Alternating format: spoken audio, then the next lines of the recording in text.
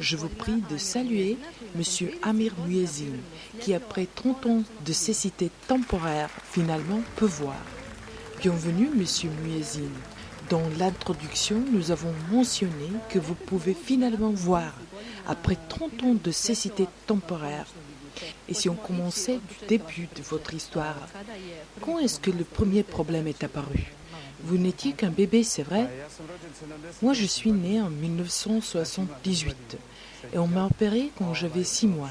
Lors de cette intervention, on m'a enlevé mes cristallins, mais sans que les lentilles interactives adéquates m'aient été implantées. Sans cristallin, je ne voyais que flou. Comme ça, j'ai vécu pendant 32 ans. J'ai fini l'école primaire et secondaire dans les centres éducatifs pour les aveugles et gravement handicapés de la vue ici, à Sarajevo.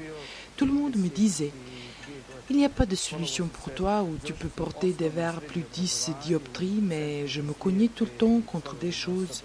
Je heurtais toujours, sans mentionner les dimensions des lunettes et leur pesanteur et la pression. Personne ne m'a jamais dit que j'avais le glaucome secondaire. Dans l'hôpital Svetivid, on m'a opéré de la cataracte.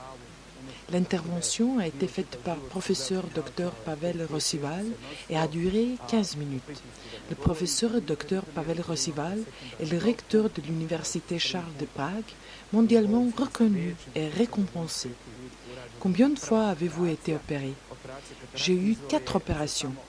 Puisque le strabisme convergent sur mon œil gauche était à grand angle, professeur Dr Rudolf Autrata, l'un des meilleurs chirurgiens mondialement reconnu et récompensé, aussi le chirurgien pédiatrique, a fait 2 actes opératoires.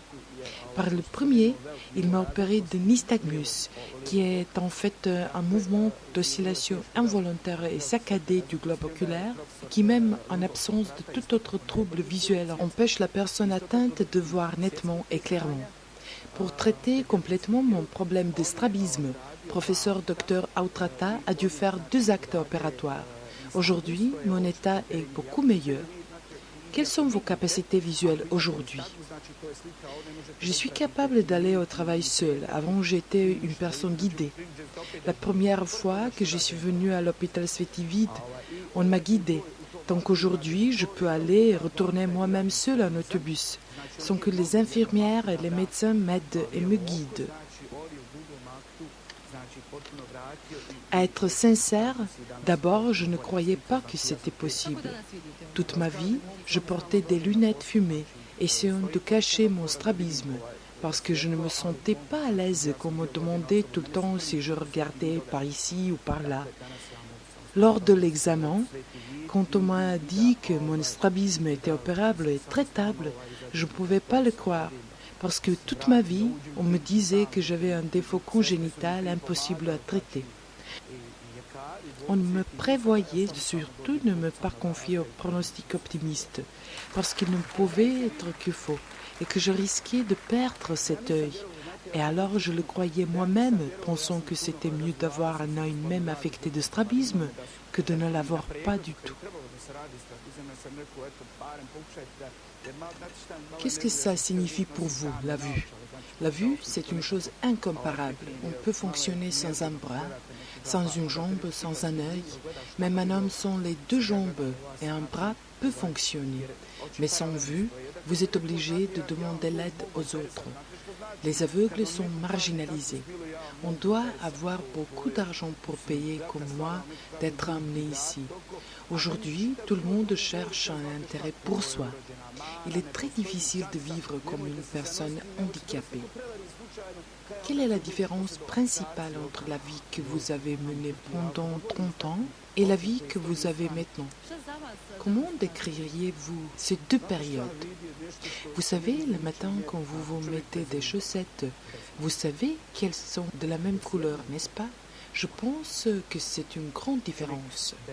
Vous ne vous tromperez pas de chaussures gauche et droite.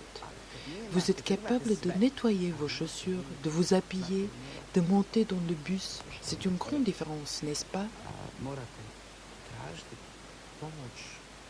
Pour soi, pendant 30 ans. Pendant 30 ans, Exactement. Aujourd'hui, vous êtes capable de faire tout ça. Je voudrais savoir quelle était la première chose que vous avez vue. Comment vous vous êtes senti après 30 ans de l'obscurité? J'ai ma famille, je suis mariée depuis 11 ans et j'ai un fils de 9 ans.